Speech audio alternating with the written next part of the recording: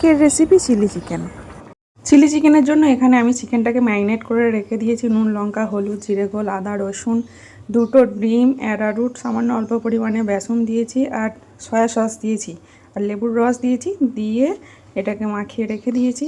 এখানে পেঁয়াজ কিউব করে কেটে নিয়েছি, ক্যাপসিকাম রয়েছে, এখানে আদা রসুন কুচি রয়েছে, আদা রসুন বাটাও দিয়েছি এতে। তো চলো এবার রেসিপিটা স্টার্ট করা যাক।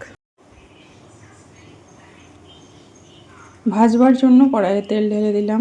চিকেনটাকে তো আগে ভেজে রাখতে হবে, তো তার জন্য তেল ঢেলে দিলাম। আগে গরম করতে দেবো এবার তেলটাকে। এবার চিকেনগুলো একে একে করে দিয়ে দেবো, একসাথে সব দিয়ে দেবো না, একটা একটা করে চিকেন যেটা ম্যারিনেট করে রাখা ছিল সেটা তেলের মধ্যে দিয়ে দেবো। একটা একটা করে দিতে হবে, নাহলে গায়ে লেগে গেলে জিনিসটা ভালো হবে না। তো এইভাবে নেড়ে চেড়ে ভালো মতো করে ভেজে নিয়েছি, দেখতেই পাচ্ছ তোমরা। খুব সুন্দর করে ভেজে নিতে হবে। ভেজে এবার তুলে রেখে দেবো একে একে করে।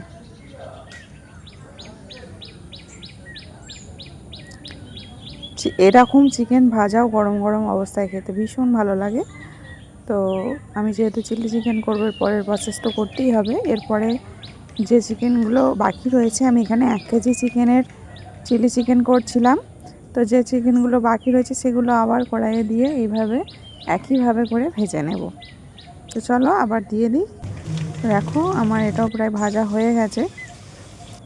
এবার আমি এখানে ওই একই তেলে পেঁয়াজগুলো কিপ করে রাখা ছিল সেটা ভেজে নিয়েছি।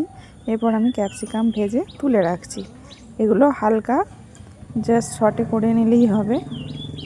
আর ক্যাপসিকাম আর পেঁয়াজ তো দিতেই হবে, না হলে চিলি চিকেনের যে সেন্টটা সেটাই পাবে না। আর এরপর দিয়ে দিচ্ছি আদা রসুন কুচিয়ে তেলের মধ্যে দিয়ে দিচ্ছি। আর আমি এখানে tomato sauce, soy sauce, chilli sauce 3টে একসাথে মিক্স করে রেখেছি। সেটা এবার ভালো করে আদা রসুনটা ভাজা হয়ে গেলে তেলের মধ্যে সসটা দিয়ে কষিয়ে নেব।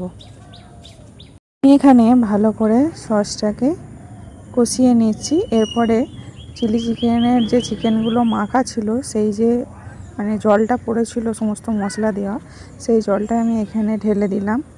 দিয়ে এটা গ্রেভি মতো হয়ে গেল। যেহেতু এতে অ্যারারুট মেশানো আছে, তাই গ্রেভিটা একটু থকথকে টাইপের হয়ে যাবে।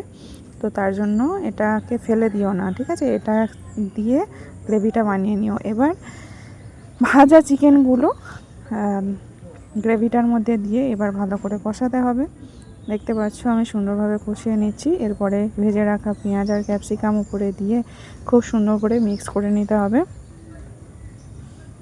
ভালো করে মিশিয়ে নেবার পর সামান্য পরিমাণ, মানে যতটা তোমার জল প্রয়োজন ততটা জল দিয়েই তৈরি হয়ে গেল আমার চিলি চিকেন।